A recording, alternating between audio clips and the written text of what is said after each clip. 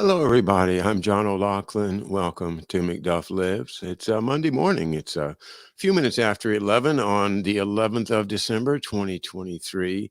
In the morning, that is. We're on the East Coast time here in the United States, and little island we call Mystery Island down in southern Maryland, part of the USA that very few people ever visit. It's south of Washington, D.C., but not on the eastern shore. No, it's still on the western side of the Chesapeake Bay. So we have military bases down here. The most prominent one is Pax River, the Naval Air Station at Pax River, Patuxent River. And we also have Blossom Point, and we also, of course, have the Naval facility at Indian Head, where they test a lot of their energetics products.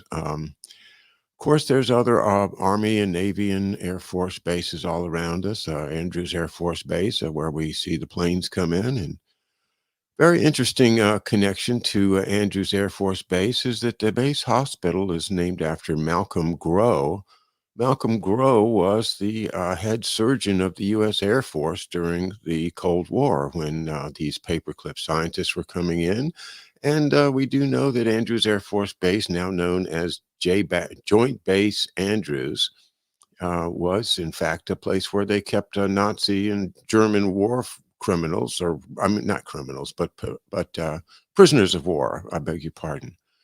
So there are a number of more things that can be discovered here in Southern Maryland. It's a place that a lot of people don't know about, but it's a nice little quiet island that we have the pleasure of living on. And, once you finish your career and you're able to move away from the proximity of the big city, it really is a pleasure to be able to look out the window and see some nature and even a little slight water view that we have. So anyway, life is good here with me. We're enjoying the fall and winter is getting ready to start, and it hasn't been terrible yet. As a matter of fact, we had a day this weekend, or I was able to ride my bike, so very good. And thanks all for the good wishes, and everything seems to be going fine on the health front. So let's not be too worried about anything. One day at a time is a good way to live. And, I've been reading this book to you. It's called The Paperclip Conspiracy, The Hunt for the Nazi Scientist by Tom Bauer, uh, published in Great Britain, and therefore gives us a different perspective from the work of Annie Jacobson in her book, uh, Project Paperclip. And, I've been going through it over the weekend and trying to find places where I could cut it because it's still got another couple hundred pages. And while it's a very important book, I don't think I'm going to be able to put the time in to read the whole thing. So, where were we the last time? We were on page 98. And I am going to pick up there, and I hopefully will get to the part about the person that put a picture of on my thumbnail today. If you looked at the thumbnail, maybe you recognized him. He's a gentleman there playing with a couple of rocket models. An older man. His name is Arthur Rudolph, and certainly one of the most reviled war criminals who was lied about and allowed to come into the United States on national security grounds. This is where McDuff comes in the 50s to represent FBI Director Hoover in his job of vetting the applicants for visas. Oh, good morning, and hello to Baker. I see you're here. Let's see. It says, I'm getting that book for my sister. For my sister-in-law for Christmas. Nice. And hello, Corky. Good to have Corky Goss with us. He's one of our most faithful subscribers and a guy that knows a lot of interesting stuff. So we were talking about. I had two big issues. The first big issue was, of course, the fact that the French were balking at sharing their captures, and in fact, were out capturing the Americans in the beginning of the hunt for the scientists, as we talked about in part 5 last week. The French would simply say no, and you know, sorry, we have a deal with those German scientists. They were working in French occupied France, but we, the French part, had to deal with them, and we're not going to give them up to you Americans. And isn't it amazing how that fits in so nicely with the goal of, say, the Rockefeller idea of exploiting all of these assets that were developed in the Nazi times. So that brings up the second part of that I wanted to emphasize, and that is the incredible amount of money that was poured into these underground facilities. Where did it come from? And it's pretty clear to me that this is related to the Prescott Bush and the uh, uh, Union Bank and the investments into IG Farben by Standard Oil and vice versa, and all of the horrible idea that Charles Higham in his book Trading with the Enemy has really nailed it, and that is that these people were doing business as usual. It did not matter if people were dying in war. It did not matter if they were worked to death in a slave munitions factory. And that is why I called this edition of it Dora. All right, I'll start reading in just a moment. Excuse me a second.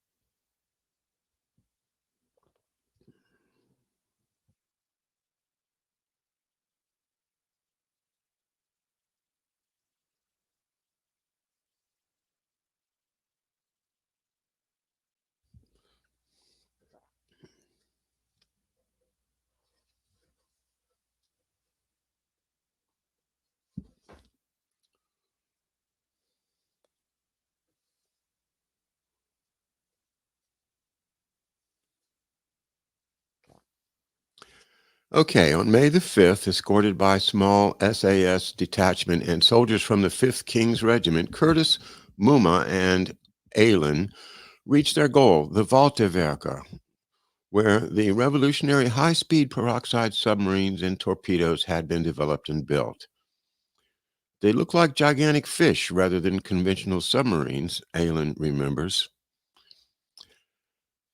Finding Helmut Walter, the owner of the factory, a quote, heavy, flabby-cheeked man, according to Aylin, was easy, but at first he was reluctant to talk.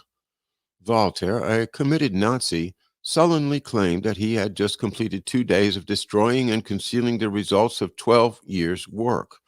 Although his factory was filled with torpedoes and submarines under construction, their vital combustion chambers were missing. Walter doggedly insisted that his allegiance was still to the Third Reich, not to the Allies.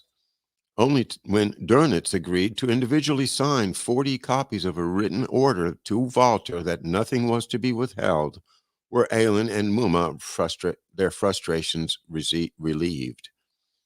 On May 7th, Walter began his revelations, starting with the admission that prior to their incineration, all of the documents had been microfilmed and the cans hidden in the coal cellars. For the first 2 weeks, recalled Aylin, we found new weapons at the rate of 2 a day. Combustion chambers were hauled up from flooded bomb craters, key torpedo data dug up from the underground, a miniature 25 knot U-boat salvaged from the bottom of a lake, parts of a Messerschmitt jet engine from a train on the Danish border, and there were prototypes of types of dozens of new and ingenious weapons, long-range guns, mine-sweeping devices, and jet-powered grenades. 600 workers paid by Volta were ordered to rebuild 2 U-boats, Types 17 and 18, watched by visiting American and British naval teams. Among them was a joint team of torpedo experts that went to inspect the Erkenifjorda Research Station. A visit will certainly provide a shock of surprise, reported Captain Maitland Dougal. The magnitude of German torpedo development effort impresses all beholders. Equally remarkable was the astonishing willingness of the German officers and scientists to answer questions and volunteer information. The booty was equally divided. The Type 17 submarine was shipped to America, while the Type 18 went to Britain for trials. Equipment from Hamburg's internationally famous experimental ship tank was stripped, the buildings destroyed, and the tank itself filled with rubble. The only ones left out seemed to be the Russians. Until earlier that year, Moma, like most young Allied combatants, had been anxious to cooperate with the Soviets. Disillusion set in when the Russians suddenly reneged on an agreed visit by an Anglo-American naval team to the former German Torpedo Research Center at Gdynia, Poland. The Admiralty believed that Stalin had approved the visit at Yalta. Muma was a member of the Allied team. After protracted negotiations about whether the team's route from London should be via Sweden, Romania, or Iran, Muma realized that he would never arrive in Gdynia.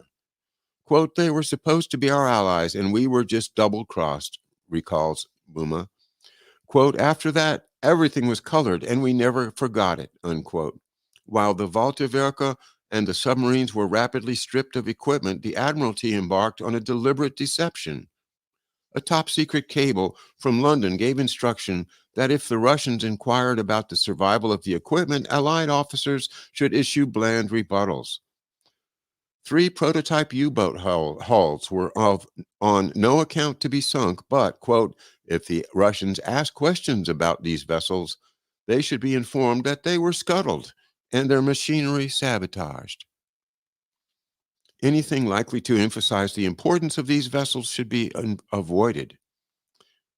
Pleased with the Machiavellian guile of their denial policy, the Admiralty informed Washington, quote, "No important naval unit has fallen undamaged into Russian hands, and all surviving U-boats and important surface ships have been captured," unquote. As the Allies later discovered, it was a wildly optimistic message. Soviet agents in Gdynia and Berlin had already seized the blueprints of all Germany's important maritime designs, which would form the foundations of Russia's huge post-war naval expansion program. Between Russian stealth and American resourcefulness, within weeks of victory, British interests were already being squeezed. 2 months before the surrender, the American Advanced Communications Section had established a daily train, which became both the envy and the bane of America's allies. Dubbed the Toot Sweet Express, it carried plundered equipment from Germany to a Paris depot and then across the Atlantic. For Harold Phelps at the Board of Trade, who with admirable prescience had realized a year earlier that Britain would never be able to compete in the stripping of Germany, the alternative solution was obvious, quote, "Bring over here the key scientists and technicians. Settle them down into British industry, and send out industrial missions to spy out all that Germany has been doing." One of these key Germans was Karl Deutsch. Deutsch's war ended quickly and pleasantly at a Luftwaffe air base in Travemünde in northern Germany on Good Friday, 1945. Only after landing had he been told that the base's fuel storage tanks were empty. Nevertheless, he felt some compensatory satisfaction. He had survived the war and had successfully obeyed his last orders from Berlin, which were not to fall into Russian hands. Deutsch was a Flugbaumeister, an elite breed of German test pilot that brilliantly combined the expertise of a highly skilled, trained engineer with the flair of an experienced pilot. A week later, the Allied front line passed by the base. No one seemed interested in me, so I began cycling south to my family in Bavaria. Unquote. In fact, Deutsch's special understanding of aeronautics was eagerly sought by all four Allies. During the war, no more than 70 German aeronautics graduates had qualified as Flugbaumuisters at the Adlershof Aviation Research Center in Berlin. Like Deutsch, they were determined, stubborn pioneers on whom the Luftwaffe's astonishing aircraft developments had ultimately depended. To qualify at Aachen University in the early 1930s, Deutsch had built his own aircraft, incorporating his own innovations, and then flown it. Quote, by the end of the war, he recalls, I had flown about 70 different planes, pushing all of them to their limits, looking for solutions to a whole range of problems. Deutsch had also flown every type of Allied aircraft, looking for ideas that the Luftwaffe might copy, and was scathingly critical of them. Quote, wartime aircraft development was about German engineering and science versus Allied improvisation. Throughout the war, we learned nothing from the Allies about plane design. The Spitfire's frame was cloth-covered, while the Me-109 was metal. We laughed at the Blenheim bomber with all its beautiful bronze screw caps. We couldn't believe it. The Flying Fortress was far too heavy and unmaneuverable, but we couldn't beat the Rolls-Royce engine. We had already copied the Russians' very clever air intake design, but engines remained our weak point.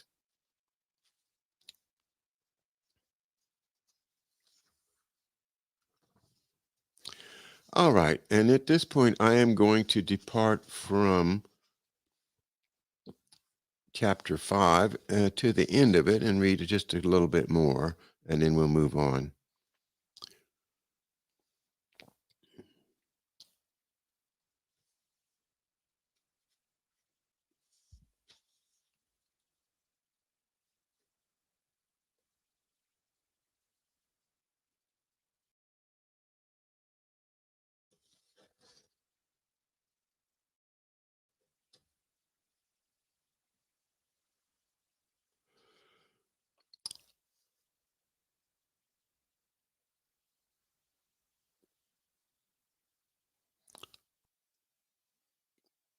The gushing reports from Germany were read in Britain with a mixture of astonishment and even disbelief.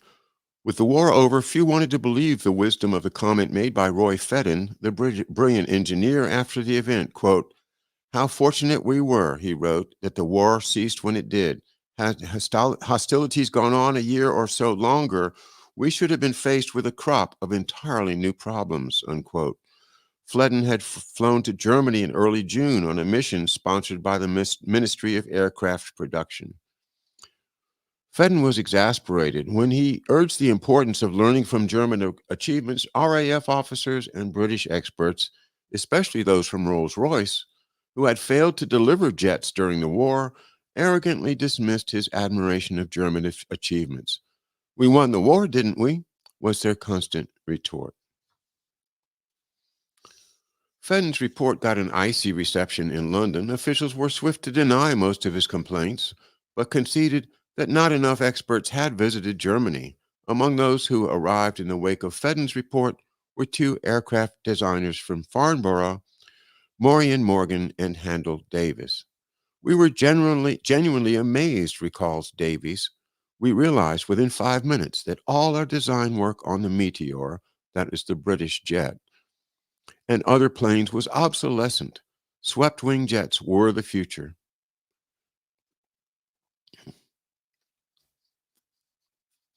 And then Morgan returns to Oberammergau in southern Germany. We know where that is, right? That's where Kissinger is and Camp King, to search for scientists and technologists not yet scooped up by the Americans. His first targets were test pilots who had flown the new Messerschmitt jet. But the omens of American competition were already depressingly obvious. At the end of his tour, Morgan was told by Colonel Gifford, the leader of the American team at the Messerschmitt Works, that 17 sealed crates of Messerschmitt blueprints unearthed by the American investigative team had been, quote, sent to London, unquote, for joint Allied use. Morgan happened to know that they were already over the Atlantic, destined for Wright Field. Gifford, like so many U.S. Air Force officers, had acted on his own initiative, confident that his enthusiasm and patriotism would be unhesitatingly endorsed by his superiors. Chapter 6, Compromises. Brash, enthusiastic, and utterly determined to fulfill his mission, Major Robert Staver, a 28-year-old mechanical engineer, followed the front line of the U.S. First Army into Nordhausen in the Harz Mountains on April 11, 1945. Task Force Wellborn had engaged in a fierce battle for more than a day with 6 companies of SS troops before the road into the picturesque valley had been cleared. Avoiding snipers and landmines with the assistance of a detailed and very accurate map supplied by British intelligence, he was the first Allied technical officer to arrive at the underground factory where the V-2 rocket had been assembled. Staver had been given an aggressive brief from Colonel Turtle Tolstoy, the swashbuckling and congenial chief of the Ordnance Department's Technical Intelligence Mission in Paris, to, quote, get the scientists who were years ahead of us and could teach us from their success. Staver harbored only one fear, that the British would grab the German scientists first and sabotage Tolstoy's dream of securing their services exclusively for America. But on the first day, the danger had not arisen. Not surprisingly, only a few Germans had remained behind at Nordhausen to be captured. Nevertheless, Staver was completely bewitched by what he found. Dug deep into the heart of the mountains were giant tunnels with hundreds of abandoned V-2 rockets in various stages of completion. 20 years' brilliant research and innovation were laid out on the production line, waiting to be plundered. Appointed in 1942 to work in the American rocket program, until that moment, Staver had proudly regarded himself as a veteran of the rocket business. But the rocket developments with which he had been associated were pitiful compared with what he saw as he walked through the musty underground tunnels. No one in Washington or London had ever imagined a development such as the Mittelbau at Nordhausen. Yet Staver had been in the forefront of U.S. rocket research, which had started because of the immense enthusiasm generated by Theodor von Karman at the California Institute of Technology. In the early 1930s, the Hungarian-born scientist had recruited a handful of engineers and technicians to study the possibility of liquid-fueled rocket for space exploration. Until 1941, the Jet Propulsion Research Project had been severely handicapped by the military's lukewarm interest. Only after America's declaration of war, with the inheritance from Henry Tizard of the successful results of British tests on solid fuel rockets, could von Karman's National Defense Research Committee convince the military of the feasibility of rockets as strategic weapons. You imagine that? I mean, here we are looking at the Ukraine war where they're firing rockets by the hundreds. They have these multiple launch rocket systems, and how integral they are in war right now. But, 80 years ago, nobody thought that it would have any effect. That's one of the things that they learned in the secret research tunnels under the Harz Mountains in Germany in the 1920s and 30s and 40s. And again, I have to say, my strong suspicion is that all of this was financed by the integrated corporate wealth, including, in particular, Standard Oil, IG Farben, the Rockefellers, and those British interests that are behind the banking there with Montague Norman and Hjalmar Schacht, funneling money for these secret projects. And then when the money comes, the money then does what? Buys war material and pays salaries for soldiers, or gets stashed away in Switzerland in a Swiss bank account. And who could penetrate the Swiss bank accounts? Nobody. So all of this is businessmen's territory, high above the mortality of humanity. These are permanent institutions, corporations that never die and have their own way of keeping us ignorant of what's really going on.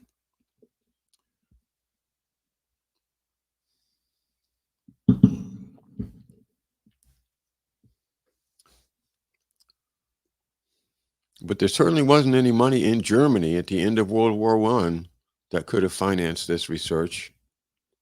I think everybody would agree with that. So where did it come from? Wall Street, Montague Norman.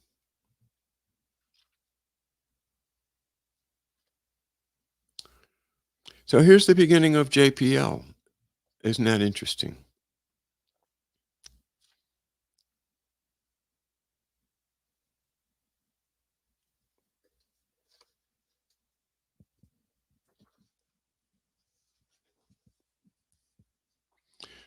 The soldiers who had fought to liberate Nordhausen adopted a different attitude.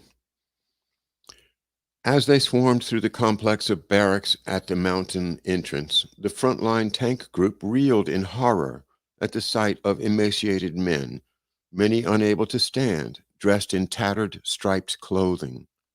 Strewn around like debris were hundreds of corpses, the bodies of those who had died in the past days still awaiting cremation, and by the crematoria, hundreds more were stacked like timber.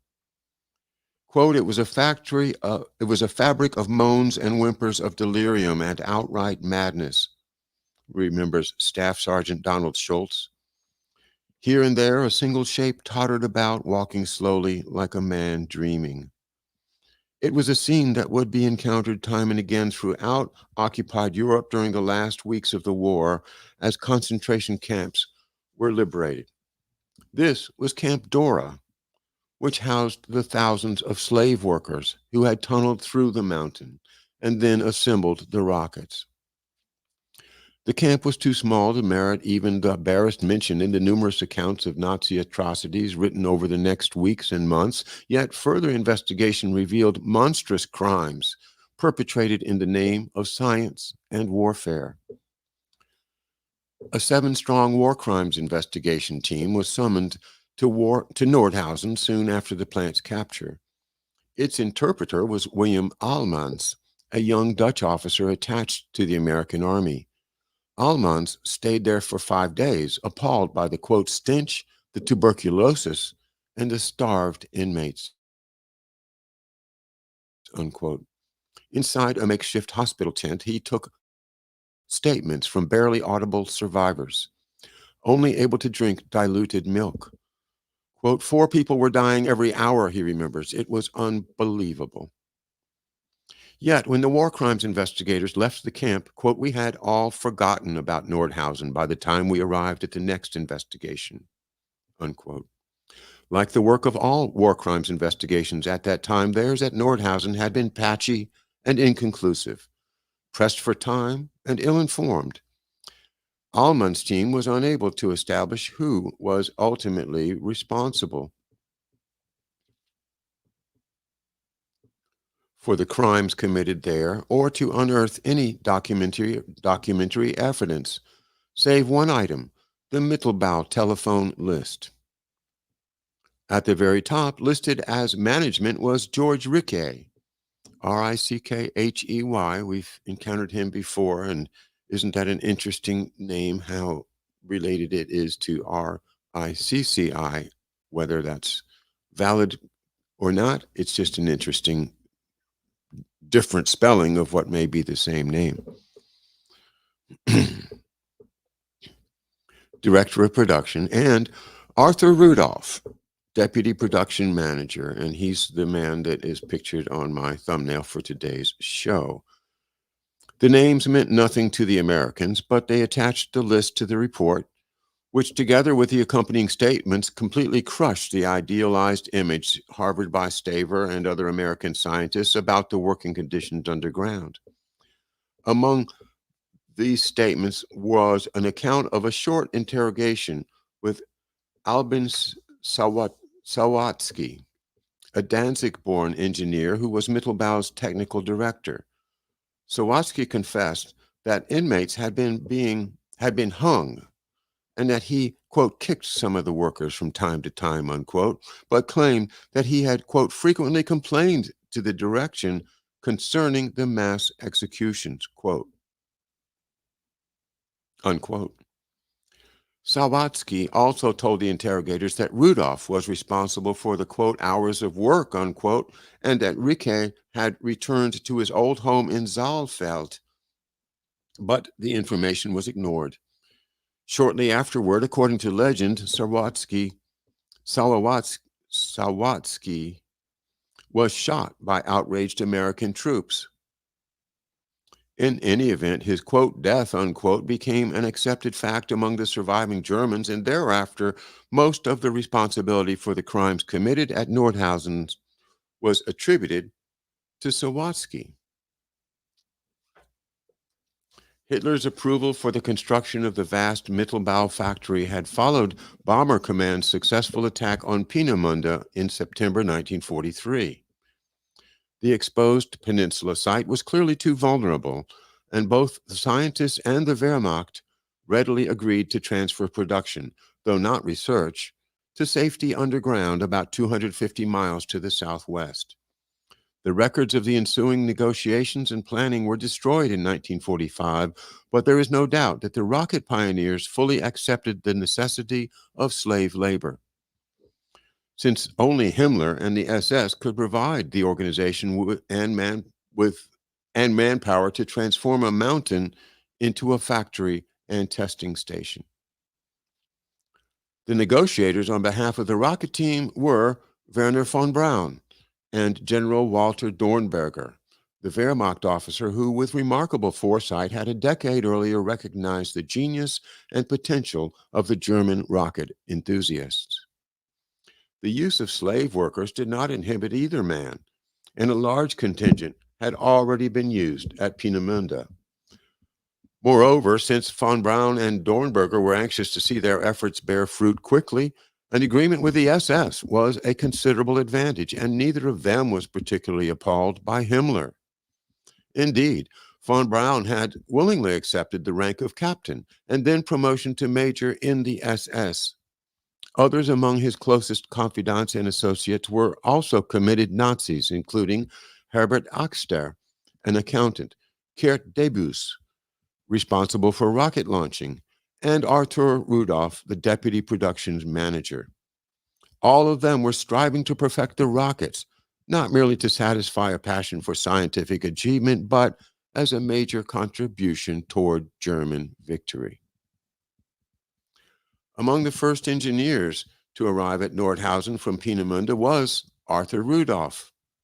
Then age 37, not like all von Braun's close associates, Rudolph, a farmer's son with a rudimentary education, had been mesmerized by the possibilities of space travel from his early youth.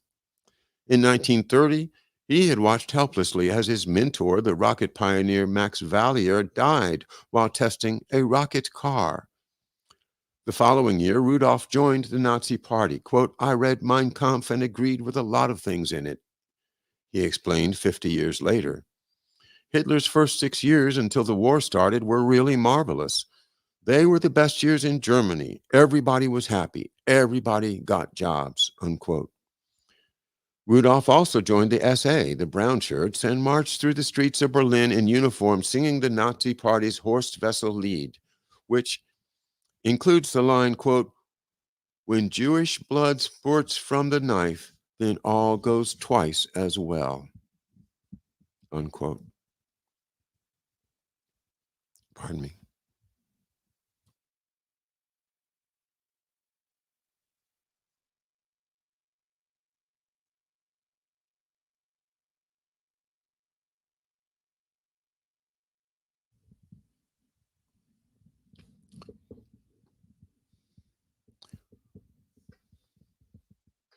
Rudolph was unashamedly attracted by both the party's challenge to communism and its discrimination against the Jews.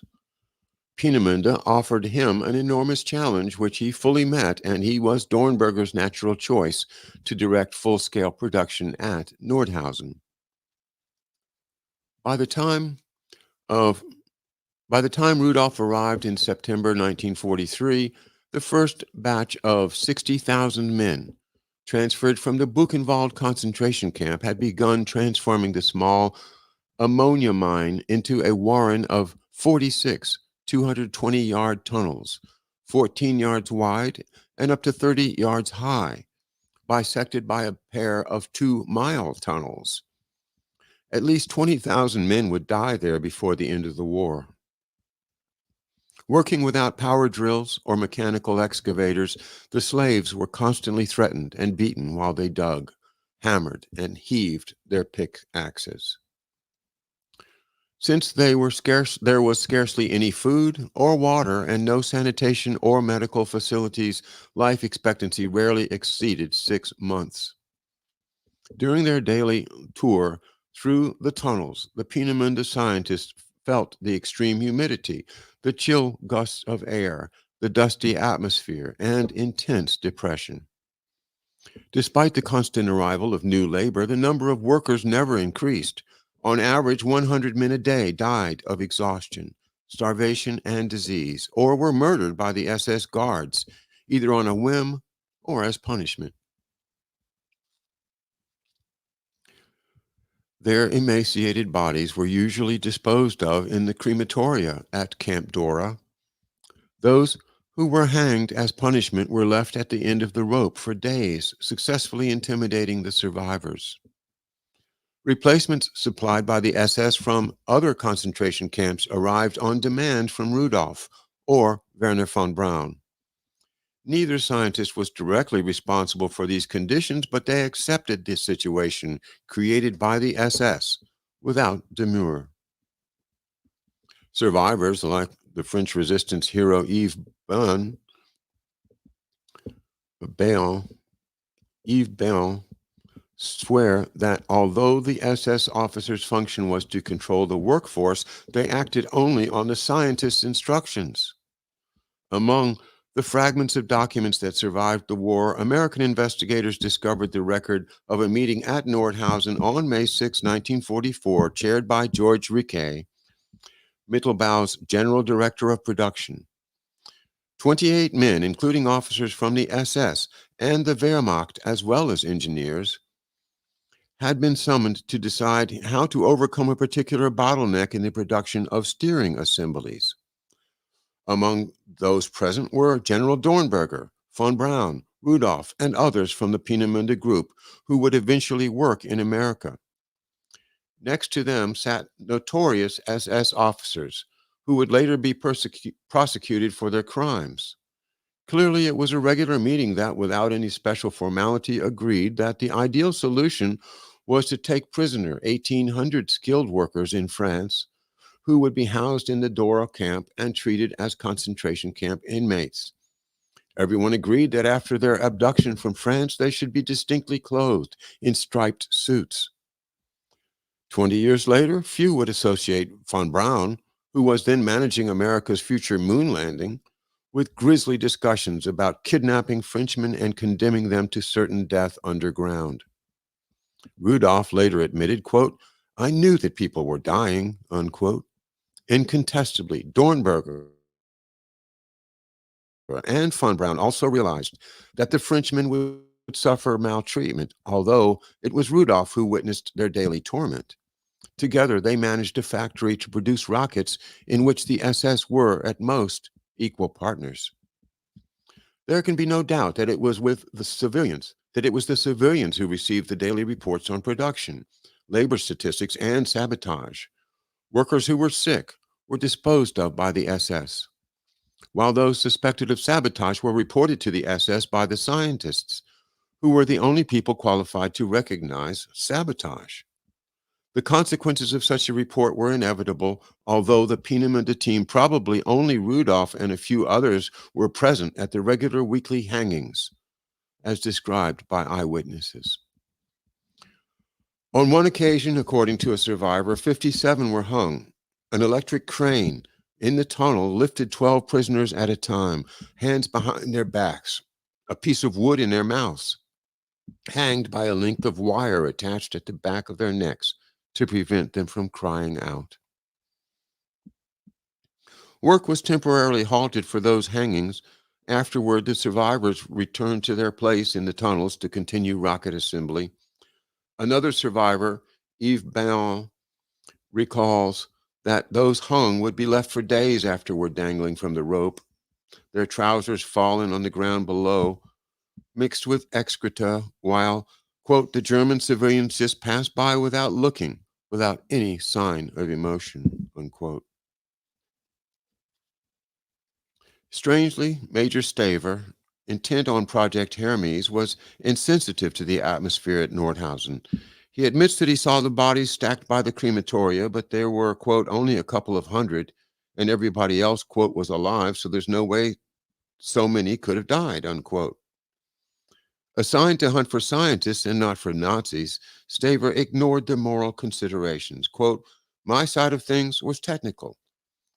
These were brilliant men, geniuses, who were 25 years ahead of us down the road. As for the scientists who remained at Peenemünde, Staver maintained that they were completely isolated and knew nothing of conditions at Nordhausen. The few who did know, Staver believed, were, quote, just obeying orders, doing what they were told, oppressed like every other German by the Nazi state, unquote. It was a scenario that von Braun himself was at that moment methodically cultivating with his captors in Bavaria. Werner von Braun had spent the previous 6 months carefully planning for that moment. Isolated on the Baltic coast, von Braun and his colleagues had spent considerable time since the end of 1944 discussing their own predicament. Unlike the aviation experts scattered throughout Germany, the Rocketeers at Peenemünde were conspirators with a single mutual aim: to offer their services to the highest bidder. By the new year, when Peenemünde was on the verge of falling to the Russians, unattractive future employers, their evacuation westward was efficiently executed. On February 17, 1945, the first train left Peenemünde with 525 scientists and their families heading south for Bleicherode. The equipment and records for the V-2 rocket at the Wasserpfeil anti-aircraft missile were packed up and transported by barge. To the sound of Russian artillery fire, a demolition squad planted dynamite haphazardly among the installations and fled, negligently abandoning considerable quantities of the most valuable equipment intact. Within weeks, it would be transported eastward to Russia. As the evacuees headed south, the fighting intensified. 14 tons of documents, the summary of 13 years' work, were hastily buried in a mine near Goslar. Similar bundles were hidden as von Braun's team, with the blessing of the SS, headed ever southward to Oberammergau.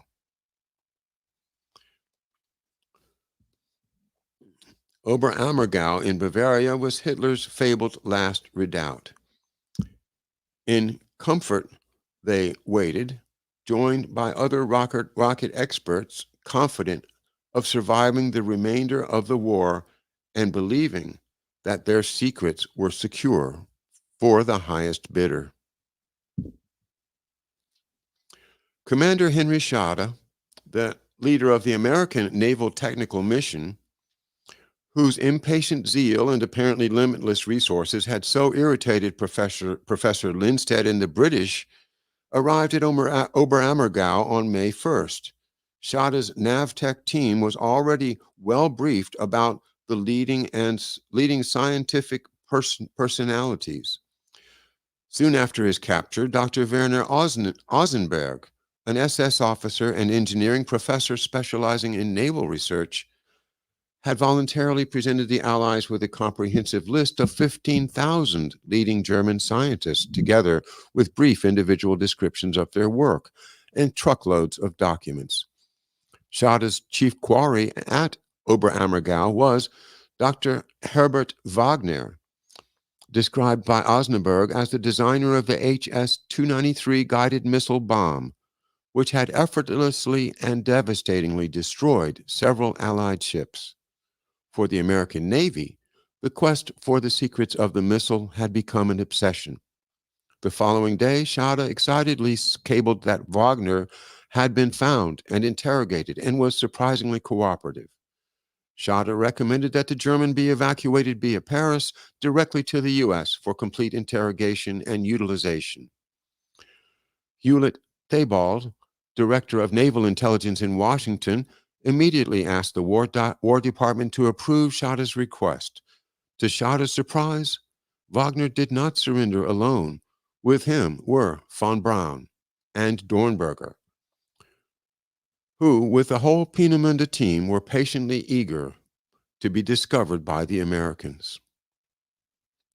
Richard Porter, an employee of General Electric on contract to the U.S. Army Ordnance Department for Project Hermes, arrived with SIOS Team 183 a few days later. Following Staver's guidelines for securing the Germans' cooperation, Porter's team was overtly friendly to their former enemies. Porter knew that Toftoy, unlike the British, was determined to extract as much help as possible from the Germans, who, it seemed, were amiable but cautious. Von Braun later claimed that while the battle was still raging, his team was already plotting for negotiations with the Americans and had conspired to withhold information until the Americans had made an acceptable offer. Quote, "We were interested in continuing our work, not just being squeezed like a lemon and then discarded. A 3-year contract, we felt, would reflect long-range intentions on the part of the U.S., but such a contract could not be immediately attained." As part of their bargaining tactics, von Braun and Dornberger decided to retain military-style control over their team, a tactic that did not pass unnoticed by American intelligence officers. Dornberger and von Braun were in a position to bargain, recalled Walter Jessel, an intelligence officer, to exercise pressure and attempt blackmail. Security clearance of the group as such was an obvious absurdity. Oblivious to the conspiracy and delighted to be the only representative of private industry with access to the Germans, Porter gratefully settled down among the lush Bavarian countryside to gradually build up a relationship by means of gentle questioning and interspersed with meals and games of chess. Offering contracts could be taken care of by the government. At Nordhausen, the pace was more frantic. Like Staver, Major William Brumley, a recovery specialist dispatched by Toftoy, was dedicated to the fulfillment of his mission. Nordhausen lay in what was shortly to become the Russian zone. And on June the 1st, the deadline for the U.S. Army to withdraw westward was less than 3 weeks away. Bromley's task was to seize everything of value inside the, quote, magician's cave, unquote, but the secret authorization for mass plunder did not arrive until May 22nd, which left Bromley with little time to clear the tunnel entrances and then track down and retrieve thousands of rocket parts. In a spectacular operation, Bromley hired the newly liberated slave workers to salvage 400 tons of equipment. Then, requisitioning trains and wagons and trucks summoned from as far away as Cherbourg in France. Over a period of 8 days, he moved the equipment to the port of Antwerp for shipment to White Sands.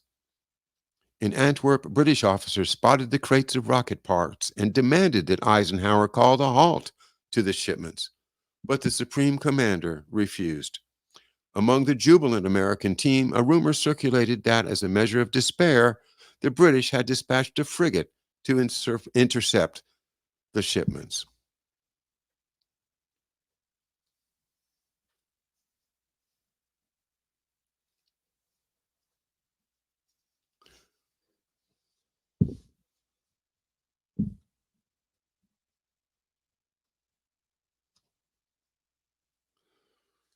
Well, as I say, I think this book is worth reading from cover to cover, and I wish I would take the time to do it, but I've skipped a number of portions already, and I think I'll be skipping some more. However, I keep every time I turn a page, I think, "Whoa, wow, that's fascinating. I can't skip that." So it will be fun to continue this reading as I move toward. Let's see, the next chapter is called Compromises, and then Competition and Confusion. The next chapter, The Irreconcilables, Diplomats and Soldiers. And that's where the soldiers come in, like, I guess, like McDuff, and say, no, you can't bring in these people. They're horrible people. They're war criminals. They're murderers. They're genocides. But then you have the civilians, the diplomats that say, we'll take it. We want them. Or sometimes it's the army guys saying, well, look at this science. We need the science more. Or the Navy guys. Look, the science is more important than retribution. But, was justice done? I don't think so. As a matter of fact, I think the exploitation of these scientists led to the United States changing its character to be more like those scientists that they seized and less like the America that went to war to defeat them. And I'll leave it there for today. I look forward to seeing Hervoye Moritz again tomorrow. We're going to have a monthly update, and he's always an interesting man to talk to. A lot of opinions that we share like from Harley Schlanger and Hervoye are different from one another. Isn't that interesting? We have different opinions from many of our guests here at McDuff Lives. I'm also very much excited to be welcoming Peter Duke back to our show on Wednesday night. Peter has just produced a new book, and that book is about how um, well, where's the book? I haven't got it at hand.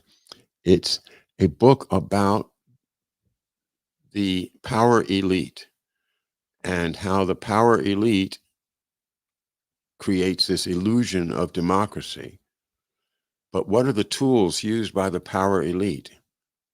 And here is where the book gets interesting, because he takes the protocols of Zion and then he runs them through a process that he has created himself to take out references to religions and nations and just call the people behind these protocols, quote, the power elite, unquote.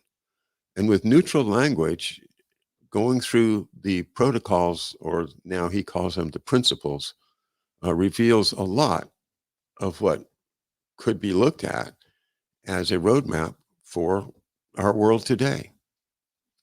So that'll be a lot of fun to get back together with Peter Duke. And thank you very much, Peter, for your hard work. And again, it's been a pleasure to read from this book by Tom Bauer, to bring in some of the parts of the Operation Paperclip, or the Paperclip Conspiracy, that you might not have been familiar with, and I think are very important. All right. See you tomorrow.